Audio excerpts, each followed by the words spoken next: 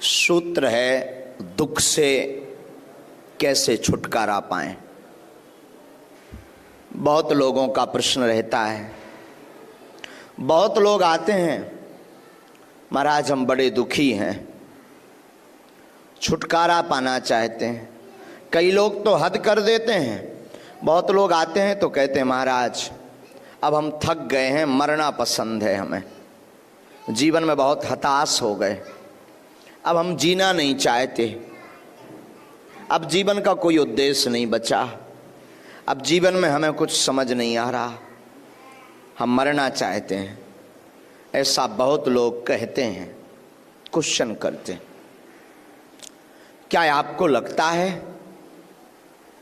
कि आप मरना चाह रहे हैं? क्या आपको लगता है आपके रास्ते बंद हो गए? क्या आपको लगता है कि अब हमारा कोई नहीं है?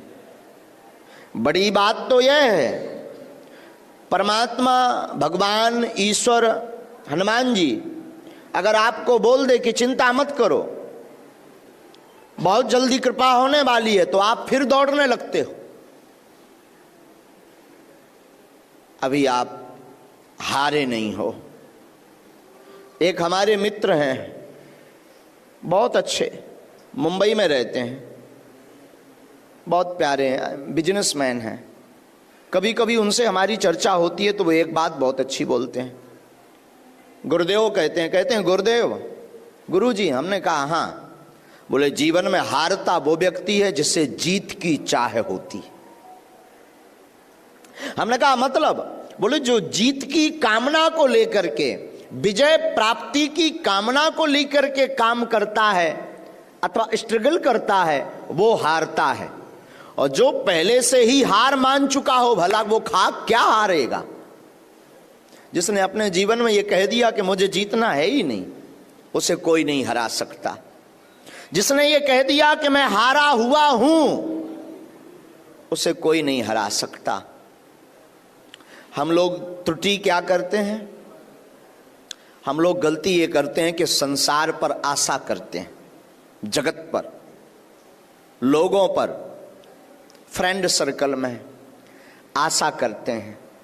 सत्य तो यह है कि जहां आशा है वहीं निराशा है, वहीं दुख है। जहां आपने आशा की वहीं दुख है। आपने बागेश्वर धाम से आशा की,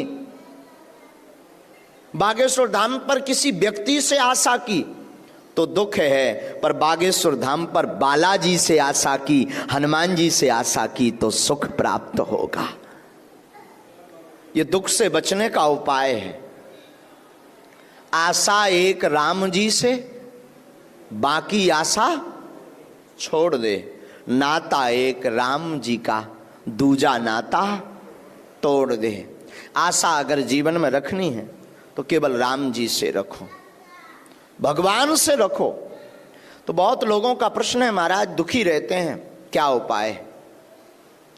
बढ़िया उपाय तो यही है कि सुखी होने के लिए मत घूमो, प्रसन्न होने के लिए मत घूमो। सबसे बढ़िया उपाय यह है, उत्तम उपाय यह है कि आप हमेशा ये विचार करो, हमें जो भी अपने जीवन में मिल रहा ईश्वर की कृपा से मिल रहा, और ईश्वर की कृपा का प्रसाद मानते हुए अगर पाएंगे, दुख को सुख को लेंगे तो आप कभी दुखी नहीं रह सकते। दुख से बचने का यही उपाय है। आप लोग सोचो कि महाराज शायद कोई मंत्र बताएंगे दुख से बचने का।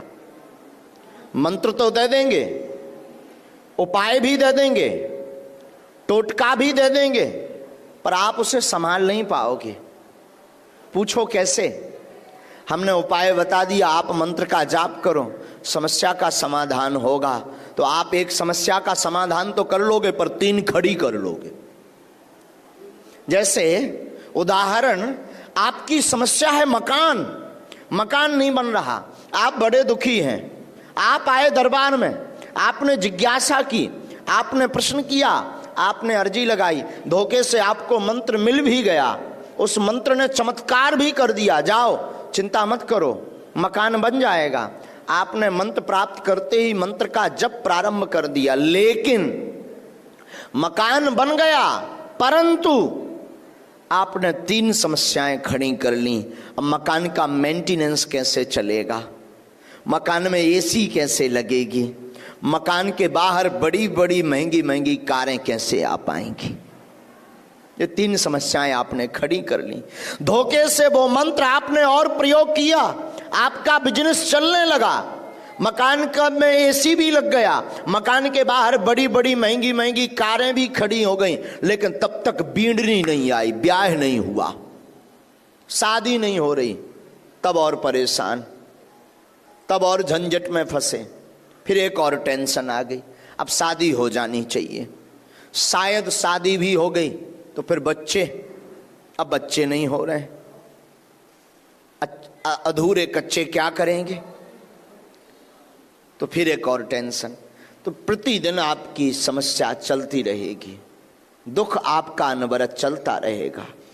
अगर आप चाहते हो कि हम कभी दुखी ना रहें, अगर आप चाहते हो कि हम कभी निराश ना रहें, अगर आप चाहते हो कि हम सदैव मुस्कुराते रहें, अगर आप चाहते हो कि हमारे जीवन में प्रसन्नता रहे, अगर आप चाहते हो कि हमारे जीवन में समृद्धता रहे, अगर आप चाहते हो कि हमारे जीवन में वैभव रहे, अगर आप चाहते हो कि हमारे जीवन में कीर्ति हो, अगर आप चाहते हो कि हमारे जीवन में यश हो, अगर आप चाहते हो कि हमारे जीवन में आनंद हो, अगर आप चाहते हो कि हमारे जीवन में सच्चा सुख हो, अगर आप चाहते हो कि हमें मोक्ष निर्वाण की प्राप्ति हो, अगर आप चाहते हो कि हमें ईश्वर का साक्षात्कार हो, तो किसी गुरु के चरणों को पकड़ना सीख जाओ, किसी महापुरुष के चरणों को पकड़ना प्रारंभ करो, किसी संत सिद्ध पुरुष के चरणों को पकड़ना प्रारंभ करो। आपके जीवन की अलाय, आपके जीवन की बाधा, आपके जीवन की ललकता, आपके जीवन की जिज्ञासा, आपके जीवन के प्रश्न, आपके जीवन के परेशानियां वो महापुरुष खींच लेगा। शायद कल रात को हम एक बात बता रहे थे, एक शब्द है, बहुप्रचलित शब्द, जिसका नाम है छत्र और छाया। सुना है? छत्र छाया। सब लोग कहते हैं ना, भगवान की छत्र छाया बनी रहे, गुरुजी की मेहर बनी रहे, बालाजी की छत्र छाया बनी रहे, संतों की छत्र छाया बनी रहे, ऐसा बोलते हैं ना। ये शब्द का अर्थ है जानते हैं? छत्र माने होता छाता, अंग्रेजी में जैसे कहते हैं अम्ब्रेला, छाता।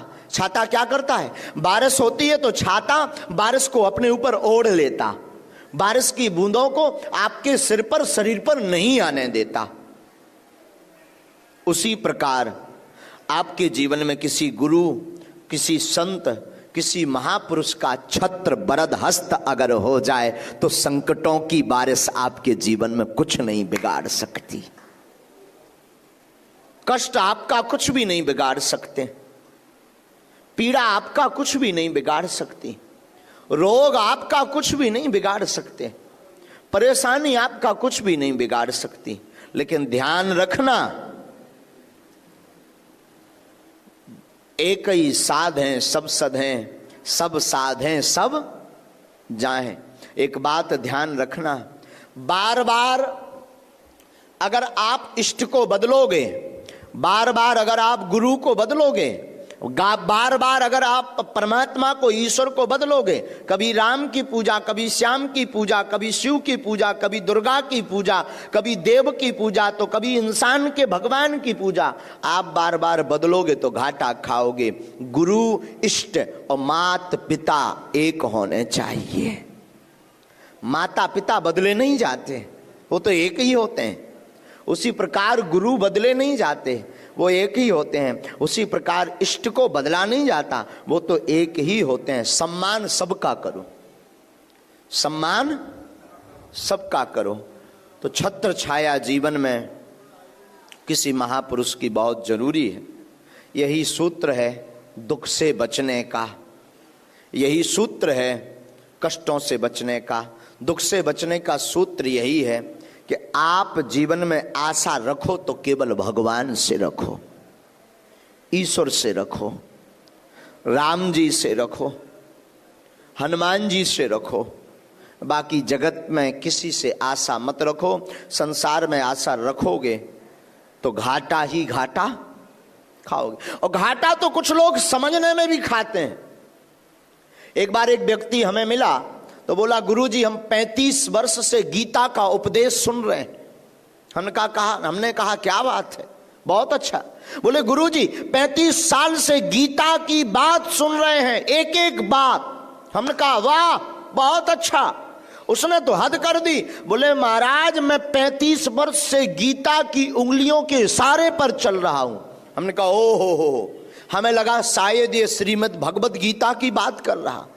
हमने कहा भाई साहब हद ये बात है कि तुम सुधरे क्यों नहीं हो? जब 35 साल से गीता का उपदेश सुन रहे, 35 साल से गीता पर चल रहे, फिर भी सुधरे क्यों नहीं? तो धीरे से कहता है, दरअसल गुरुजी गीता मेरी घरवाली का नाम है, मेरी पत्नी का नाम है, मेरी वाइफ का नाम है। हमने कहा जय हो, फिर तो अच्छा है। हमने कहा डंडा भी खाओ फिर तो गीता से, और क्या बताएं। तो ऐसे लोगों का उद्धार नहीं होने वाला। हमें लगा